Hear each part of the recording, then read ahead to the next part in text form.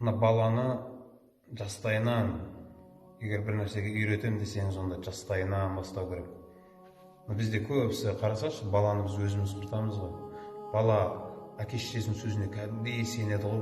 Әке шешенің, ата-ананың балаға жігіттер сөзі қатты әсер етеді. Содан күш алады ғой. Қараңыз, біз балдарымызға батыр боласың деген сөздермен оны қуаттауымыз керек та.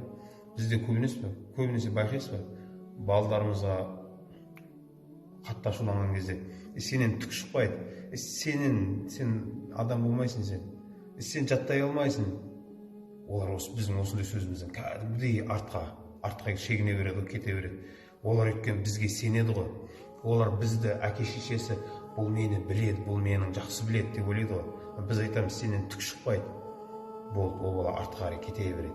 Ешқашан жігіттер балдарыңызға бар ғой, қандай қателік істесе де сенен шықпайды бұл нәрсе, сен қолыңнан келмейді, сен адам болмайсың, сен жаттай алмайсың деген сөздер, бұл сөздерді балдарыңызға қозғанбаңыздар, қолданбаңыздар.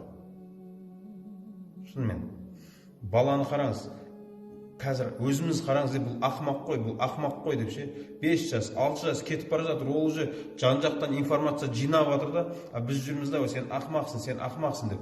Ол шынымен мен ақымақпын деп ойлайды да, өйткені әке шешесі солай оны көріп тұр ғой. Ол кәмелет жасқа толғаннан кейін, өзіміз кәмелет дегенді қалай түсінеміз?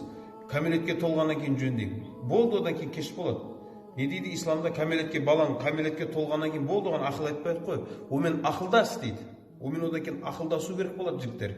Болды, ол кәмелетке толды деген сөз қазақтар баяғыда айтатын болған. 13-те отау иесі.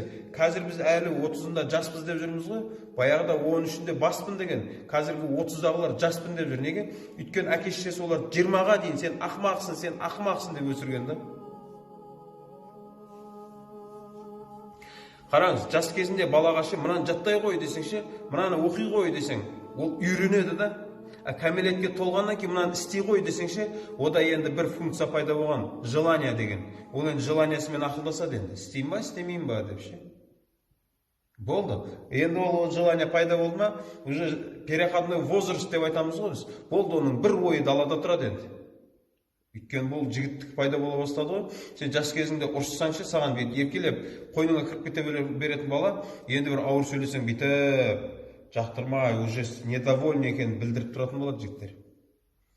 Сол үшін жас кезінде балам сенен шығады деп үйрететін нәрселердің бәрін баланың кішкентай кезінде үйретіп тастау керек. 4 жас, 5 жас бар ғой, қарны ашқан кезінде емшекке ұмтылған бала болды, да ақыл бар. Ақымақ емес ол жігіттер. Сол үшін балдарымызды өзіміз қолымыздан ақымақ қылып жібермейік.